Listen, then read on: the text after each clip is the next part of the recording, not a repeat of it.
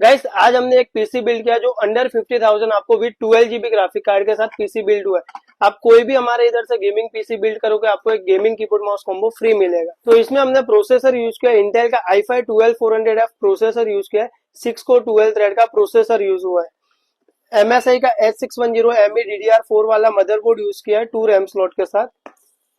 16 GB की team group की SSD use की है 3200 मेगाहर्ट्ज के साथ। इसमें हमने SSD यूज की है XPG की 500 GB की NVMe SSD यूज की है। कलरफुल का RTX 3060 12 GB का ग्राफिक कार्ड यूज किया है। 50 वॉट का SMPS यूज किया है जेब्रोनिक्स का। कंप्लीट सेटअप में हम लोग ने जेब्रोनिक्स का 4 ARGB फैन वाला कैबिनेट यूज किया है। ये कंप्लीट सेटअप आपको हो जाएगा 50,000 में विद GST बिल के साथ।